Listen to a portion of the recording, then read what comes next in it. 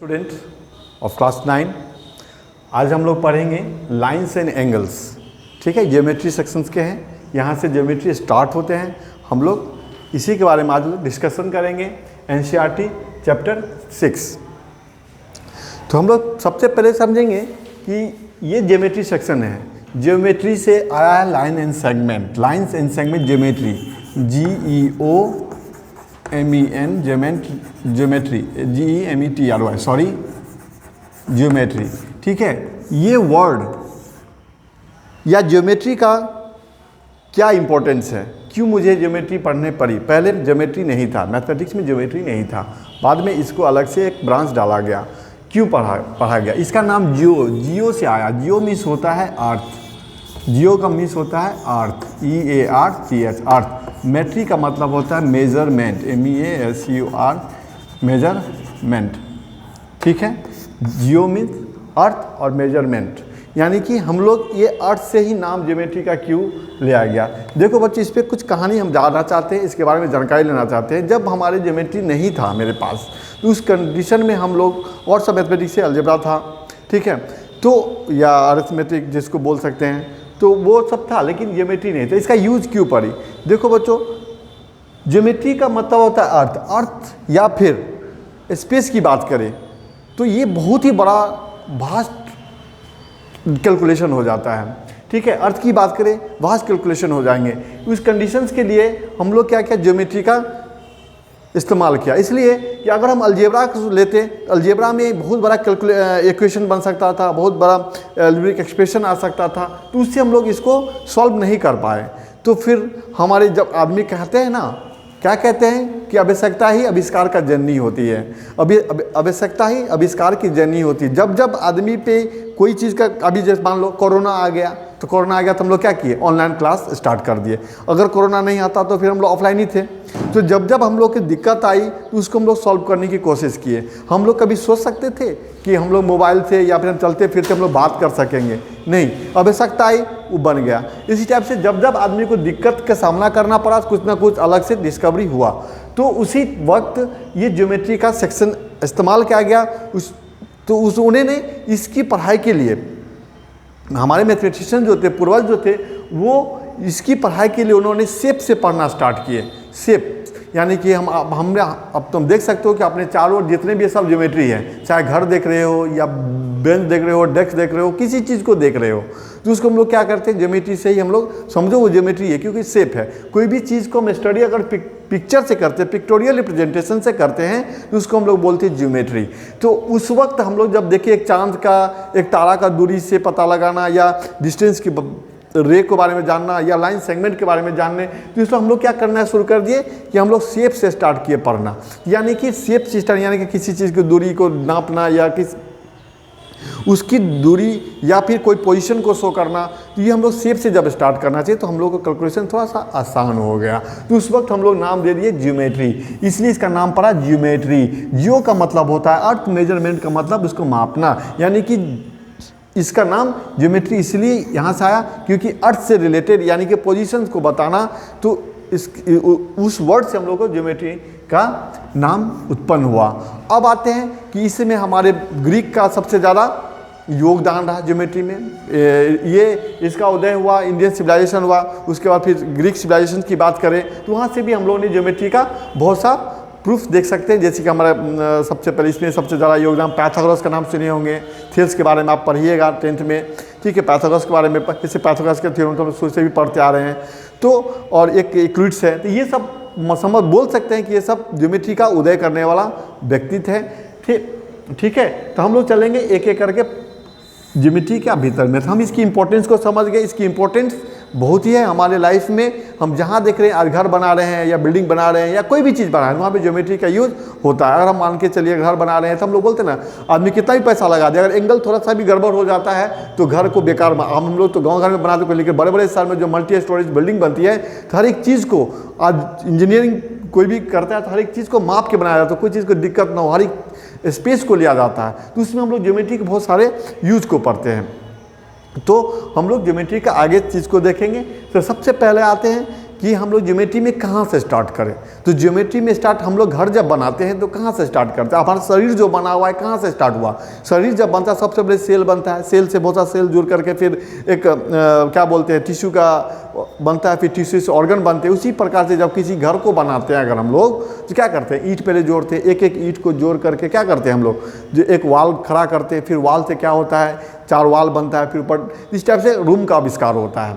तो हम लोग अब करते हैं, हम लोग को ज्योमेट्री का स्टार्ट करेंगे कहाँ से, तो पॉइंट से। तो पॉइंट क्या होता है, ठीक है बच्चों। तो पॉइंट की अगर हम बात करें, पॉइंट की अगर हम बात करें तो पॉइंट क्या हुआ, ये हो गया पॉइंट। पॉइंट क्या होता है, पॉइंट असल में एक पॉइंट रियली बोला जाए तो पॉइंट एक पोजीशन को शो करता है, एक पोजीशन। इसमें ना ही लेंथ होता है ना ही कोई ब्रेथ होता है, ठीक है। ये डायमेंशन लेस होता है। ये क्या होता है, डायमेंशन लेस होता है, डायमेंशन लेस होता है, डायमेंशन लेस होता है, ठीक है। डायमेंशन लेस होता है, ठीक है, स्पेस कम हो गया। डायमेंशन लेस होता है, इसमें ना ही लेंथ होता है ना ही ब्रेथ होता है, ठीक है, ना ही हाइट होता है। इस पोजीशन को पॉइंट करते हैं। जैसे ये पॉइंट हो गया, इस पॉइंट, ये पॉइंट होता है। जैसे ईंट, जब हम घर बनाते हैं तो सबसे पहले ईंट को हम जोड़ते हैं ना, एक एक ईंट करके, तो इसको हम लोग पॉइंट नाम दे दिए, इसका नाम दिए पॉइंट, ठीक है। इस पॉइंट को हम लोग ए बी अल्फाबेट जो भी हो उससे आप लोग डिनोट कर सकते हैं, ठीक है। अब हम जैसे एक एक ईंट को जोड़ते एक वाल बनता है, उसी प्रकार से अगर हम इस पॉइंट को थोड़ा भी गैप नहीं छोड़ करके एक ऐसे करके दे दें, ये तो था गैप भी, और हम गैप को भरे, ये क्या होता है, एक स्ट्रेट लाइन बन जाता है, लाइन बन जाता है। क्या बन जाता है बेटा, लाइन बन जाता है। तो क्या होता है, जब हम एक एक पॉइंट को हम ज्वाइन करते हैं, यहाँ पे अगर हम पॉइंट की बात करें तो जब बहुत सारे पॉइंट बनते हैं तो वो क्या हो जाता है, एक लाइन हो जाता है, ठीक है।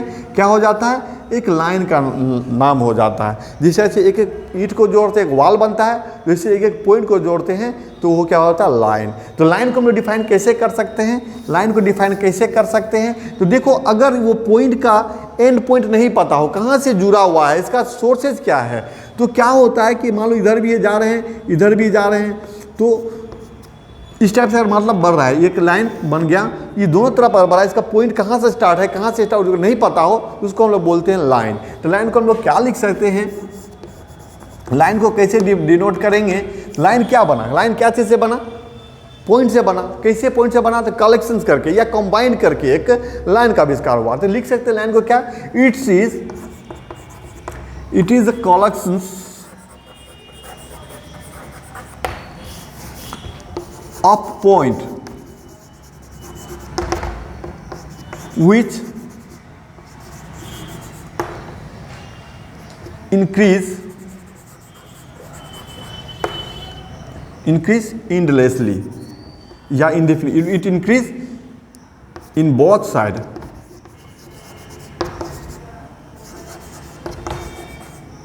endlessly, जिसका अंत, इसका एंडलेस इंक्रीज कर रहा है। तो देखो बोथ साइड का मतलब क्या, अगर ये बात करें, अगर बीच की बात करते हैं, एक लेफ्ट हैंड साइड हुआ एक राइट हैंड साइड हुआ, ठीक है, इंडिफिनिट, ये माइनस के ले लो ये प्लस की ले लो, तो ये क्या होता है कि ना इसका अंत है ना इधर अंत है, तो ये हो गया लाइन। इस क्या है, ये कलेक्शंस है, ठीक है, ये क्या है, collections of points which increase endlessly, which increase in both side endlessly, ठीक है, इंडलेसली। तो ये दोनों तरफ क्या हो रहा है, बढ़ रही है, दोनों तरफ क्या हो रही है, बढ़ रही है। तो जब बढ़ रही है तो इसको क्या बोलेंगे, इसको क्या बोलेंगे हम लोग, लाइन बोलेंगे। क्या बोलेंगे, लाइन। अब आ जाती है लाइन तो हो गई, इसको हम लोग कैसे नामकरण करेंगे। जब हम लोग पॉइंट हुआ तो हमने जब एक एक ईटा को जोड़ दिए, बहुत सारा ईटा हो तो वाल बन गया, उसको हम लोग वाल बन गए। तो अब वाल तो बन गया, यानी कि लाइन जब बन गया तो इसका नाम अल्फ़ाबेट से दीजिए, या दो टाइप से दे सकते हैं, या ए बी लिख करके दीजिए। यानी जब भी हम लाइन की बात करेंगे तो ऊपर में एक एरो दे देंगे। इस एरो का मतलब क्या होता है कि आप दोनों तरफ, लाइन जो है दोनों तरफ बढ़ रहा है, इसका अंत नहीं है, ठीक है, लाइन का कोई अंत नहीं है, इसीलिए हम लोग दोनों तरफ एरो दे सकते हैं। या फिर एक लेटर से भी आप मान लो एल के ऊपर में दोनों लाइन दे दीजिए, तो ये एल एक लेटर से भी डिनोट किया जा सकता है। आप दो लेटर से डिनोट कीजिए या फिर एक लेटर से डिनोट कीजिए, लेकिन याद रखिएगा जब इसको डिनोट करें तो दोनों बगल क्या होगा, एरो होगा, ठीक है, ये ध्यान रखना है। और इसका कोई फिक्स लेंथ नहीं होता, लाइन का कोई फिक्स लेंथ नहीं होता। ठीक है, तो बच्चों ये हम लोग समझ गए। क्या समझे? सबसे पहले पॉइंट को समझे। पॉइंट क्या है? एक पोजीशन होता है जिसमें कोई लेंथ ना ब्रेथ ना हाइट कुछ नहीं होता है, एक पोजीशन को पॉइंट शो करता है। दूसरी बात, बहुत सारे पॉइंट मिल करके, बहुत सारा पॉइंट मिल करके क्या बनता है? एक लाइन बनता है। ठीक है, उस लाइन को हम लोग डिनोट करते हैं ए बी से या सी डी से। हम ए बी लिख दिए तो ये बात नहीं सिर्फ ए बी ही होगा, आप सी डी लिखिए, एम पी लिखिए, जो लिखना है आपको लिखना है। लेकिन याद रखें, आप एम पी लिख रहे हैं तो याद रखिएगा, लेकिन लाइन में आप एम पी लिखिए या पी एम लिखिए, सेम ही चीज़ है, कोई अलग नहीं है। लाइन में अगर एम पी लिखिए या पी एम लिखिए तो इसी को शो होता है, इसी लाइन को, या ये एम और ये पी। ठीक है, हमेशा याद रखिएगा कि इस लाइन को जब भी हम प्लॉट करेंगे तो क्या होगा? क्या ऊपर में दोनों एरो देना होगा। इसमें कोई लेंथ नहीं होता, इसका फिक्स लेंथ नहीं होता, हमेशा ध्यान रखेंगे। अब आते हैं हम लोग इसी लाइन के बाद आ जाते हैं हम लोग रे की बात करते हैं। अब ये लाइन बन गया बच्चों, ठीक है, इसमें कोई एंड पॉइंट नहीं है। ठीक है, इसमें कोई एंड पॉइंट नहीं है। अगर इसमें पॉइंट का तो ठीक है, ये भी पॉइंट का कलेक्शन होगा। मान लीजिए कभी 3 कंडीशन हो सकता है पॉइंट का, या फिर उसका एंड पॉइंट हो। अगर कंडीशन पॉइंट का कलेक्शन है लेकिन उसका स्टार्टिंग पॉइंट पता है, इसका स्टार्टिंग पॉइंट पता है, मान लो ए यहाँ से स्टार्ट हुआ, लेकिन इसका एंड पॉइंट पता नहीं है, इंडेफिनिट है, जा रहा है, तो ऐसा लाइन सेगमेंट, ऐसा लाइन जिसका क्या होता है? स्टार्टिंग पॉइंट यानी कि सोर्सेज पता हो और उसका एंड पता ही नहीं है, उसको हम लोग बोलते हैं रे। ये हो गया आपका लाइन, ये हो गया आपका रे। क्या हो गया आपका? रे। जिसे हम लोग बोलते हैं ना sun ray. Why we are calling the sun ray. Sun line segment क्यों नहीं बोलते, सन लाइन क्यों नहीं बोलते हैं, हम लोग सन रे क्यों बोलते हैं? कभी आपने ध्यान दिया इस बात को? क्योंकि मुझे ये पता है कि सन से रोशनी तो आ रही है, सोर्सेस तो पता है मुझे, लेकिन कहाँ तक जा रही है उसको किसी को नहीं पता। आपको पता है तो हमको कल मैसेज कीजिएगा, देखेंगे कि आपका भी कहाँ नॉलेज है। तो इसका रे के बाद में कुछ, इसलिए हम उसको क्या बोलते हैं? रे। उसका एंड पॉइंट पता है सन, लेकिन रोशनी कहाँ तक जाती है, लाइट कहाँ तक जा रही है, किस ग्रह तक जा रही है, ये अर्थ तक आ रही, तो हम लोग समझ रहे अर्थ ही है, ऐसा बात नहीं, अर्थ से भी दूसरे ग्रह पे भी जा रही होगी। तो इसलिए इसको हम लोग बोलते हैं रे। इसका दूसरा पॉइंट एंड पॉइंट पता ही नहीं है, तो क्या लिखेंगे? आप इसको 2 टाइप से भी लिख सकते हैं। ठीक है, इट्स ये इसको भी लिख सकते हैं, it's a parts of line which have a 1 and point. ठीक है, ऐसा लाइन का पार्ट, ये लाइन का एक टुकड़ा है जिसका एक एंड पॉइंट पता है, दूसरा एंड पॉइंट नहीं पता हो। या फिर collection of point which has 1 point which has a sourcing point, ये पता है, सोर्स पॉइंट पता है, लेकिन दूसरा पॉइंट नहीं पता है। तो इसको हम लोग कैसे डिफाइन करेंगे? चलिए अब लाइन रे को डिफाइन करते हैं। रे को डिफाइन करते हैं, रे। ठीक है, रे को क्या लिखेंगे? इसको भी लिख सकते हैं, it is a collections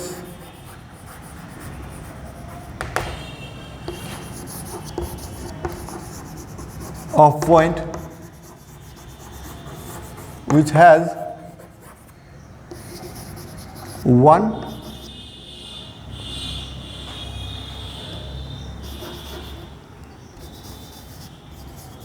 which has 1 point but which has 1 starting point, which has a starting point, a starting point but not end point।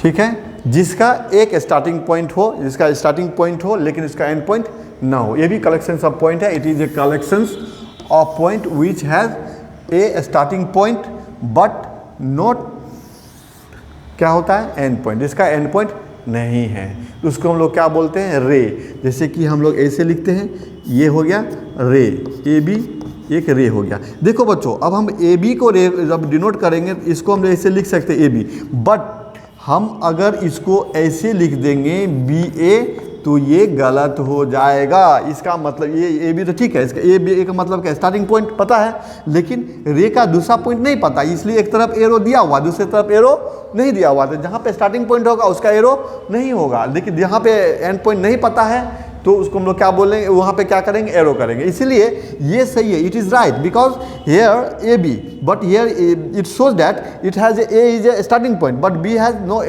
B has not end point.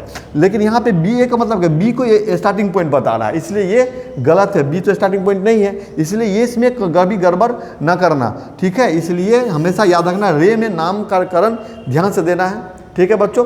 ये हो गया आपका, इसको भी आप एक लेटर से डिनोट करें या दो लेटर से डिनोट करें। अगर रे स्टेप जा रहा है, मान लो एल लिखे हैं, एल लिख करके आप रे को स्टेप ऐसे करके दिखाएं, अगर एल इधर जा रहा है ऐसे दिखा दीजिएगा तो ये फिर रॉन्ग हो जाएगा। इसका मतलब क्या होता है कि रे इधर आ रहा है, तो इस पर ध्यान देना है। लेकिन लाइन में ऐसा बात नहीं था। चलिए हम लोग रे भी समझ गए, हमको नहीं लगता आपको कोई प्रॉब्लम हुई होगी समझने में। तो ये रे हो गया, लाइन हो गया, पॉइंट हो गया। हम लोग पॉइंट से स्टार्ट किए, क्योंकि उसको क्या बोलते हैं, बेसिक चीज़ है पॉइंट, पॉइंट से ही सब कुछ बना, पॉइंट से लाइन बना, पॉइंट से रे बना, पॉइंट से आगे चीज़ बनेंगे, सबका जड़ पॉइंट ही है, ठीक है। चलिए बहुत मजा आएगा पढ़ने में आपको ज्योमेट्री, जब सेट्स के बारे में पढ़ाएंगे बहुत कुछ समझने को मिलेगा। रे हो गया, अब आता है line segment. Line segment, line segment, SEG line segment, ठीक है। लाइन सेगमेंट, लाइन सेगमेंट की बात अगर करें हम लोग, लाइन सेगमेंट की बात करें तो लाइन सेगमेंट क्या होता है, जिसका दो एंड पॉइंट हो। कितना एंड पॉइंट हो, दो एंड पॉइंट हो। कितना एंड पॉइंट हो, दो एंड पॉइंट होना चाहिए लाइन सेगमेंट में। तो हम लोगों ने क्या पढ़ा, लाइन सेगमेंट पहले पढ़ा मैंने, लाइन जिसमें कोई एंड पॉइंट नहीं था। उसके बाद पहले मैंने रे, जिसमें एक एंड पॉइंट था, एक पॉइंट था, दूसरा पॉइंट नहीं था, ठीक है। अब हम लोग पढ़ेंगे लाइन सेगमेंट, जिसमें कोई एरो होता ही नहीं है। तो लाइन सेगमेंट भी क्या है, इट्स पार्ट्स ऑफ लाइन, ठीक है। लेकिन इसमें क्या होता है, लाइन सेगमेंट में भी क्या होता है, पार्ट्स ऑफ लाइन है, लेकिन इसमें क्या डिफरेंसेस है, इसमें दो एंड पॉइंट होता है। लेकिन जो इससे पहले मैं पढ़ा था उसमें क्या था कि लाइन, पहला लाइन में तो कोई लाइन से पॉइंट था ही नहीं, दूसरा में आ गया आपका पॉइंट वाला, एक पॉइंट वाला, इसमें दो पॉइंट वाला है। इसमें कितना है, दो पॉइंट है, ठीक है बच्चों। यहाँ मान लीजिए ए, इसको आप ऐसे भी लिख सकते हैं, it's the collection of point which has two end point, ठीक है। ये भी कलेक्शन ऑफ पॉइंट है जिसमें दो एंड पॉइंट होता है। कितना एंड पॉइंट होता है, दो एंड पॉइंट होता है। ये दो एंड पॉइंट है यहाँ पे, इसको भी हम लोग लिख सकते हैं, it's a collection of point which has two end point, ठीक है, या दो पॉइंट। तो या फिर it's a parts of line segment which has two end point, या आप इसको दूसरे टाइप से लिख देते हैं, it's a parts of line. Line से हम लोग कैसे भी डिफाइन कर सकते हैं, it is a part of line which has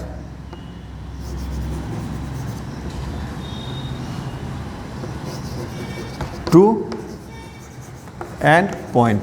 इसीलिए इसको हम लोग ए बी अगर हम लिखते हैं, दोनों तरफ है पॉइंट, इसको ए बी लिखिए या फिर बी ए लिखिए, दोनों सेम है, कोई अलग नहीं है, इसमें आपको कोई डिफरेंसेस नहीं आएंगे, कोई दिक्कत नहीं होना चाहिए। इसको आप एक लेटर से भी डिनोट कर सकते हैं, एल लिखिए, पी लिखिए, क्यू लिखिए, एक लेटर से भी डिनोट कर सकते हैं। ये रहा आपका लाइन सेगमेंट की कहानी, ये रहा आपका लाइन सेगमेंट की कहानी। अब तो लाइन बन गई, हम लोग ईंट जोड़ करके एक वॉल बना लिया। अब इस वॉल का क्या करेंगे, जब दो वॉल मिलेंगे, चार वॉल मिलेंगे तो क्या बनेगा, इसकी पे हम लोग डिस्कशन करेंगे। अब हम लोग लाइन सेगमेंट पढ़ लिया, ठीक है।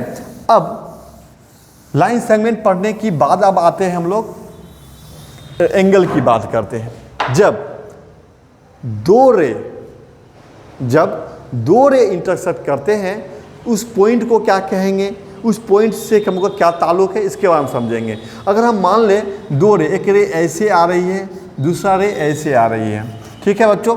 तो याद रखना कि जहाँ पे जो दो रे इंटरसेक्ट कर रही है उसको हम लोग बोलते हैं, क्या बोलते हैं बउआ, वर्टेक्स। वर्टेक्स क्या बोलते हैं, वर्टेक्स, ठीक है। जहाँ पे दो रे इंटरसेक्ट कर रही है, याद रखना एंगल उसी कंडीशन में बनती है या फिर दो रे जा रही हो इंटरसेक्शन पॉइंट से, या फिर दो रे एक इंटरसेक्शन पॉइंट पे आ रही हो। याद रखना कि ये रे यहाँ से आ रही है, यानी कि ये यहाँ पे आके मिली, ये भी यहाँ से ऐसे आ रही है, तो यहाँ तक आई, यहाँ पे आके मिली, ठीक है। एक एंगल यहाँ बनेगा, दूसरा एंगल यहाँ बनेगा, क्योंकि मान लीजिए कि ए बी ठीक है, ये सी और ये डी। यहाँ पे दो कंडीशन है, इसको एंगल हम नहीं बोलेंगे, इसको एंगल हम नहीं बोलेंगे, क्योंकि डिफरेंशिएशन क्या बोलते हैं एंगल की, कि जब एक कॉमन पॉइंट से दो रे दो दिशा में जाए या इस एक कॉमन पॉइंट पे दो रे आकर के मिले। तो यहाँ पे दो रे कहाँ पे आकर मिल रहा है, यहाँ पे मिल रहा है, तो ये दोनों के बीच की दूरी जो हुआ वो एंगल बन गया। और यहाँ पे दो रे, यहाँ से दो रे अलग अलग दिशा में जा रही है, तो इसको हम लोग क्या बोलेंगे, भी एंगल बोलेंगे। लेकिन इस यहाँ पे नहीं बोल सकते इसको एंगल, क्यों, क्योंकि एक रे यहाँ ऐसे आ रही है, दूसरा रे ऐसे जा रही है, तो इसके बीच में कोई एंगल नहीं बनेगा। डिफरेंसेस यही कहती है। तो ध्यान रखने वाली बात है, एंगल तभी बनता है जब दो रे एक पॉइंट पे मिले या फिर दो रे एक पॉइंट से डाइवर्ट हो, अलग दिशा में जाए, तभी एंगल की निर्माण होती है। तो याद रखना बच्चों, तो जब यहाँ पे जब दो रे की बात आएगा तो इसको हम लोग कैसे डिनोट करेंगे, तो हम लोग लिखेंगे व्हेन द टू रे comes to a point, meet to a point, then the space between the two ray is called angle। जैसे कि अगर हम एक रे की बात करें, यहाँ पे O वर्टेक्स मान लिए, ठीक है, A O और ये B, एक रे ऐसे आ रही है, दूसरे रो ऐसे आ रही है, तो दोनों के बीच में ये स्पेस आया, इसको हम लोग क्या बोलेंगे, एंगल। क्या बोलेंगे, एंगल। क्या बोलेंगे, एंगल्स बोलेंगे, ठीक है। तो ये एंगल्स कब निर्माण होता है, तो दो कंडीशन मैंने बताया, या फिर दोनों रे एक दो पॉइंट पे मिले या फिर दो रे एक पॉइंट से अलग अलग हो। यहाँ पे दोनों पॉइंट आके मिला, दोनों रे आकर के मिल रही है, इसलिए इसको हम लोग बोलेंगे एंगल। इसको हम लोग मेजरमेंट कैसे करते हैं, तो एंगल का साइन होता है, सिंबल होता है, इस टाइप का एल आकार का होता है, ठीक है। अगर एक लाइन पे हो तो हम लोग इसको लिखेंगे एंगल ए ओ बी। हमेशा याद रखना बच्चों कि इस एंगल को डिनोट जब करेंगे तो ओ पे अगर वर्टेक्स है तो वर्टेक्स को हमेशा बीच में रखते हैं, जैसे कि यहाँ पे ए ओ बी लिखे, या फिर एंगल बी ओ ए भी आप लिख सकते हैं, लेकिन वो दोनों कंडीशन में बीच में हो, ठीक है। आप जब सिंगल एंगल की बात करें, अगर कहीं भी अगर सिंगल एंगल हो, इस टाइप से अगर बनता हो, ठीक है, तो यहाँ पे आप थीटा भी डिनोट कर सकते हैं। थीटा का मतलब किसी भी एंगल की मेजरमेंट को हम लोग क्या करते हैं, थीटा जैसे हम लोग लिखते हैं, किसी लेंथ का जब पता नहीं रहता तो हम लोग क्या करते हैं कि उसको एक्स मान लेते हैं, वाई मान लेते हैं। उसी प्रकार से जब मुझे कोई एंगल की इसकी वैल्यू पता नहीं है तो उसको हम लोग क्या बोलते हैं, थीटा बीटा गामा जो लिखना है लिखते हैं। उसको जैसे हम यहाँ पर लिख सकते हैं angle A O B equal to theta degree, theta, ठीक है। इस कंडीशन हम लोग लिखते हैं। तो अब बात आती है कि हम लोग जब इसका मेजरमेंट कैसे करते हैं, एंगल की मेजरमेंट की बात अगर हम करें, एंगल की मेजरमेंट की बात अगर हम करें, तो एंगल की मेजरमेंट की बात में आती है कि ए ओ बी, ठीक है। तो हम लोग इसको हम लोग किस में, या फिर डिग्री मेजरमेंट लिखते हैं या फिर रेडियन में। एंगल को जब भी मेजरमेंट करते हैं तो क्या में लिखते हैं कि डिग्री में लिखिए या फिर रेडियन में लिखिए। रेडियन में लिखने के लिए आपको 11th-12th में जाना होगा, हम लोग अभी 9th में हैं, तो 9th में हम लोग क्या का यूज़ करेंगे, डिग्री का ही हम लोग यूज़ करेंगे। तो डिग्री के बारे में हम लोग थोड़ा जानकारी ले लेते हैं। तो बच्चों अब हम लोग की बात करें डिग्री की बात, तो डिग्री बराबर जब भी हम बात डिग्री जब भी लिखेंगे तो हम लोग लिखते हैं ना 4, 5 डिग्री, 7 डिग्री, तो हम लोग कोई भी नंबर लिखेंगे और उसके ऊपर में ये डिग्री का साइन होता है, ऊपर में 35 डिग्री या 45 डिग्री या 60 डिग्री लिख सकते हैं। अब हम हर एक एंगल की बात जब करेंगे, हर एक डिग्री की बात करेंगे, तो हर एक डिग्री के नाम से उसका अलग एंगल भी दिया जाता है। जितना डिग्री 90 डिग्री होंगे तो उसका अलग नाम होगा, 45 डिग्री होंगे तो उसका अलग नाम होगा, ठीक है। ठीक है बच्चों, तो हम लोग ने समझ गया। हमेशा लिखिएगा when the two ray meets to a point then the space between the two ray that is called angle when the two ray are, ठीक है, when the two rays are coming out from a point in a two directions that is called, and on that condition also there will be a space that is called angle। मैंने फिर एक बार define कर रहा हूं कि जब एक point से दो रे बाहर की ओर जाए तब एंगल बन सकता है, या फिर दो रे एक पॉइंट पे आके मिले तब कंडीशन में दो रे बनता है। हमेशा याद रखिएगा, ठीक है बच्चों। लाइन की बात करेगा तब तो मान के अगर लाइन की हम बात करें तो लाइन में तो कोई एंड पॉइंट होता ही नहीं है, तो दो लाइन अगर कटेगा तो उस कंडीशन में चारों एंगल बन सकता है। लेकिन रे की बात करें, अगर इस टाइप का रे आ रहा है, इस टाइप का रे आ रही है, तो उस कंडीशन में ये एंगल बन सकता है या फिर ये एंगल नहीं बनेगा, ठीक है बच्चों। तो हम लोग चलते हैं, अब हर एक टाइप्स ऑफ एंगल्स की बात हम करेंगे। अब एंगल्स भी बहुत प्रकार के होते हैं, 6 प्रकार के एंगल हम ऐसे बताएंगे, ठीक है। तो अब हम लोग शुरू करेंगे एंगल्स की कहानी, ठीक है। अब एंगल्स की कहानी जब शुरू करेंगे उससे पहले मैं कुछ पॉइंट की बात डिस्कशन करता हूँ। तो एंगल की बात करें, सबसे पहले मान के चलिए एक रे ये एक रे ये, ठीक है। तो ये क्या है, एक पैरेलल लाइन है। पैरेलल लाइंस क्या होता है, जब दो रे के बीच में या दो लाइंस के बीच में या दो लाइन सेगमेंट के बीच में परपेंडिकुलर डिस्टेंस हमेशा इक्वल हो, ठीक है। सबका डिस्टेंस अगर बराबर हो तो क्या होता है, दोनों रे या दोनों लाइन सेगमेंट या दोनों लाइन क्या होगा, पैरेलल होगा। अगर इस लाइन, दो लाइन जो अगर है, दो रे अगर है, इस रे को उठा करके हम इस पे रख दे, दोनों का एंड पॉइंट मान लो ओ, ये बी, ठीक है, ये ओ और ये ए मान के चलिए। तो दोनों को अगर हम उठाए इस पे तो ये कैसा हो जाएगा, तो मान के चलो ये यहाँ पे एक एरो और दे दिए, ठीक है। इसका मतलब ये वाला जो लाइन सेगमेंट था या रे था वो क्या हुआ, इस पे आ गया, तो इस टाइप का बन गया। तो यहाँ पे क्या हुआ, ये एक ओवरलैप हो गया। तो यहाँ पे क्या हो गया, ये हो गया यहाँ पे, ये तो थोड़ा भी ऊपर डायरेक्शन चेंज हुआ ही नहीं, सेम डायरेक्शन में एक ही दिशा में दोनों रे हैं। तो जब एक दिशा में और एक दूसरे के ऊपर में हो उसको हम लोग बोलते हैं जीरो एंगल्स, ठीक है। जीरो एंगल्स क्या बोलेंगे, जीरो एंगल्स। जब ये मान के चलिए अब ये तो एक दूसरे पे है, जब ये थोड़ा सा ऊपर उठना शुरू कर दिया और उठते उठते अगर ये परपेंडिकुलरली ऐसे हो गया, ये रे जो था वो बी और ये ए है, ठीक है, ये उठ करके सीधे 90 डिग्री यहाँ पे अगर मेजर करिए 90 डिग्री के पे अगर आ गया तो इसको हम लोग क्या बोलेंगे, इसको हम लोग बोलेंगे बच्चों कि राइट एंगल। क्या बोलेंगे, राइट एंगल। सिर्फ हम बाद में डिफिनेशन भी लिखा देंगे, पहले समझा देते हैं बच्चों।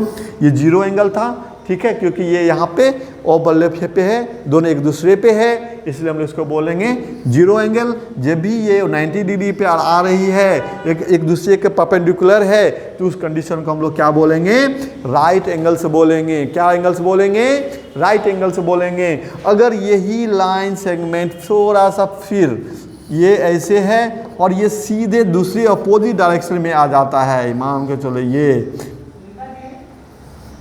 ठीक है, ये वाला कंडीशन आ जाता है, ये ओ, ये बी और ये। जब when the two ray in opposite directions then the angle is form, that is called straight angle. क्या बोलते हैं, स्ट्रेट एंगल। क्या बोलेंगे, स्ट्रेट एंगल बोलेंगे, ठीक है। इसको क्या बोलते हैं, स्ट्रेट एंगल बोलते हैं। जब दो रे अपोजिट डायरेक्शन में हो, एक यहाँ पे देखो एक सेम डायरेक्शन में होता है, अगर एक ही डायरेक्शन में तो हो जाता है जीरो एंगल। उसी का एक अपोजिट डायरेक्शन अगर आ जाता है, एक इर्घाट एगो बीरघाट, यानी कि एक दिशा में एक दूसरे दिशा में रहता है, तो उसको हम लोग क्या बोलते हैं, 180 डिग्री का एंगल बनाएगा उस कंडीशन में, और उसको हम लोग बोलेंगे स्ट्रेट एंगल। क्या बोलेंगे, स्ट्रेट एंगल। स्ट्रेट एंगल को आप लाइन बी कहते हैं, उसको हम लोग क्या बोलते हैं, लाइन बी से डिनोट किया जाता है, क्योंकि दोनों तरफ एरो हो जाता है, दोनों एक अपोजिट डायरेक्शन में होता है, इसलिए एक लाइन जो होता है वो हमेशा स्ट्रेट एंगल ही कहलाता है, ठीक है बच्चों। यहाँ तक हमको नहीं लगता कोई दिक्कत होगा समझने में।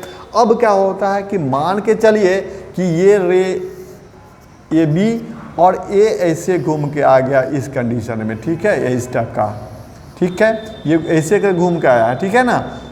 तो ये क्या हो जाएगा, इस टाइप से आया, ऐसे घूम करके इस टाइप से आ गया। ये मान के चलिए ये कितना डिग्री हो जाएगा, ये हो जाएगा 270 डिग्री, ठीक है। तो 270 डिग्री होगा, तो इसको हम लोग क्या बोलेंगे, रिफ्लेक्स एंगल। रिफ्लेक्स, इसको बोलेंगे हम लोग रिफ्लेक्स एंगल। कौन सा एंगल बोलेंगे बच्चों, रिफ्लेक्स एंगल बोलेंगे। कौन सा एंगल, रिफ्लेक्स एंगल की बात करें तो क्या होता है, 180 से बड़ा होता है, ठीक है बच्चों। तो फिर अगर हम बात करें कि जब ये 270 डिग्री था तो रिफ्लेक्स एंगल, जब एक दूसरे पे था तो जीरो एंगल, जब वो परपेंडिकुलरली हो गया तो 90 डिग्री का बना है, उसको राइट एंगल। अगर ये अपोजिट डायरेक्शन में दोनों रे, दो साइड में दोनों अपोजिट डायरेक्शन में अगर जा रही है तो उस कंडीशन को हम लोग बोलेंगे स्ट्रेट एंगल, और वो होता है 180 डिग्री का रिफ्लेक्स एंगल। समझ गए।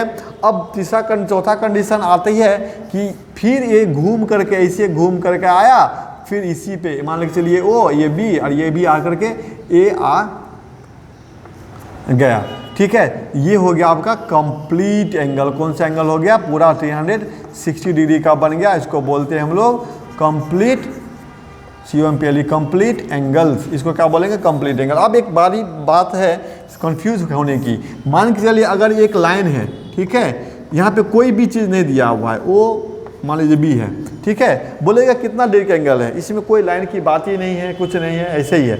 इसको हम लोग बोलेंगे जीरो एंगल। क्या बोलेंगे? Zero angle. क्योंकि अगर थ्री कंप्लीट एंगल की बात होगा, ये पीछे में ऐसे गोला लगा रहेगा, ठीक है, इस टाइप का गोल बना रहेगा। इसका मतलब क्या हुआ? ये दो रे है, ठीक है, वो यहाँ पे मान लीजिए ए है, ठीक है, यहाँ पे ए है, तो वो ए भी, ए जो रे है वो ए, वो पूरा एक बार घूम करके आया हुआ है। इसका मतलब होता है पूरा, सॉरी ये जीरो नहीं, ये कंप्लीट एंगल हो जाएगा बेटा ये, ठीक है, जो पूरा घूम के आ जाएगा तो कंप्लीट एंगल। अगर ये सिर्फ ओ बी दिया रहेगा, यहाँ पे ए सिर्फ रहेगा, यहाँ पे ऐसे कुछ गोला का साइन ही नहीं रहेगा, यहाँ पे कोई सर्कल का साइन नहीं रहेगा, तो इसको हम लोग बोलेंगे जीरो एंगल। क्योंकि इससे ये डिनोट होता है कि ये अभी स्टार्ट ही है, अभी स्टार्टिंग भी नहीं किया है, अपने जगह पे ये रुका हुआ है, ठीक है बच्चों। लेकिन इसमें क्या है, ये स्टार्ट होकर के घूम के एक राउंड लगा करके आ चुका है, तो ये हो जाएगा कंप्लीट एंगल, जो 360 डिग्री का आती है। चलिए हम एक एक बार करके सबको हम डिफाइन कर देते हैं, ठीक है।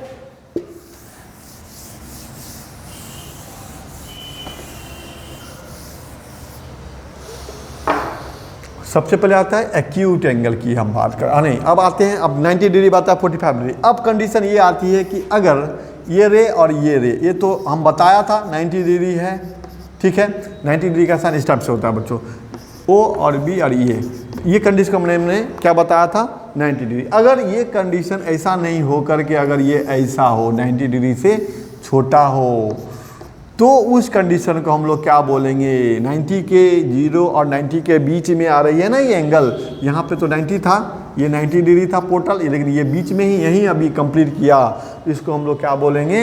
यानी कि एक्यूट एंगल। क्या कहेंगे? एक्यूट एंगल्स, ठीक है बच्चों। ये कंडीशन ये होगा एक्यूट एंगल्स, ठीक है। अगर तो हम इसको कैसे डिफाइन करेंगे?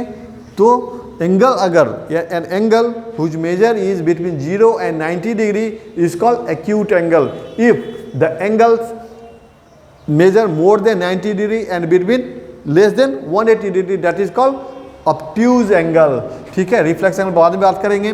तो ऑब्ट्यूज एंगल की बात करें तो मान के चलिए ये एक ऐसा है, ये 90 डिग्री है, एक तो बीच वाला था ये, अगर ये एंगल इस टाइप से आ गया, ये 90 से भी पार चला गया या लेकिन 260 से कम है, इस टाइप का कंडीशन अगर हो, ठीक है, ये तो स्ट्रेट एंगल हो गया, ये परपेंडिकुलर हो गया, और इसके बीच में एंगल बन रहा है, मान के चलिए ओ, ये है बी और ये है ए, इस ऐसे इतना बड़ा एंगल हो गया, यानी कि ये क्या हुआ, 90 यहाँ से यहाँ तक और ये 90 से ऊपर, लेकिन 180 से छोटा है। इस कंडीशन में हम लोग बोलेंगे ऑब्ट्यूज एंगल। क्या बोलेंगे? Obtuse angle. तो ठीक है, इसको डिफाइन कैसे करेंगे? An angle whose measure is more than 0 degree and less than, more than 90 degree and less than 180 degree, यानी कि 90 से बड़ा और किससे छोटा? 180 से छोटा, इससे तो छोटा ही है, तो इसीलिए इसको हम लोग बोलेंगे ऑब्ट्यूज एंगल। क्या बोलेंगे? Obtuse angle. तीसरा कंडीशन स्ट्रेट एंगल, तो बजा यहाँ पे आ जाएगा स्ट्रेट एंगल। तीसरा कंडीशन ये होगा कि ये वाला लाइन जो है, अब मान लीजिए ये तो ऐसे रहने दीजिए। दूसरा कंडीशन यहाँ पे मैं बता देता हूँ, ओ और बी और एक लाइन ऐसे आ गया, ये आ गया यहाँ, तो क्या होगा? यहाँ से यहाँ तक तो कितना था? 180 डिग्री था ये, मान के चलिए, तो ये 180 डिग्री से बड़ा हो गया, ठीक है, 180 डिग्री से मैंने बड़ा कर दिया और 270 से छोटा, ये हो गया रिफ्लेक्स एंगल। ये क्या हो गया? यहाँ से यानी कि समझ जाइए कि अगर एंगल 300 डिग्री से छोटा और 180 डिग्री से बड़ा हो तो उसको हम लोग बोलते हैं रिफ्लेक्स एंगल। क्या बोलते हैं? Reflex angle. उसको क्या बोलते हैं? Reflex angle. और जब पूरा घूम करके मैंने बताया उसको बोलते हैं कंप्लीट एंगल। ठीक है बच्चों, तो हम लोग अब चलते हैं एक एक करके डेफिनेशंस की ओर। मैं समझा देता हूं और समझाने की कोशिश करता हूं कि आप लोग अच्छे से समझ जाएं। सबसे पहले आती है एक्यूट एंगल्स की बात करें हम। एक्यूट एंगल्स की अगर हम बात करें तो कितना आ जाएगा? एक्यूट एंगल्स की अगर हम बात करें, ठीक है बच्चों, तो एक्यूट एंगल्स की हम बात करें तो angle an angle whose measure is more than 0 degree and less than 90 degree. ठीक है, इसको हम लोग क्या बोलेंगे? Acute angle. एक्यूट एंगल क्या होता है? जिसका वैल्यू 0 से बड़ा होगा और 90 से छोटा होगा, एक्यूट एंगल रहेगा। चलो बच्चों, इतना वीडियो मैं बना दिया हूँ। अगला पार्ट जो है मैं दूसरे वीडियो में भेजूंगा। ये 2-3 दिन चलेगी आपकी क्लास, उसका फिर हम ये क्लास में कुछ प्रॉब्लम को सॉल्व करेंगे, फिर इस चैप्टर को ख़त्म करेंगे। थैंक यू, फिर मिलते हैं कल।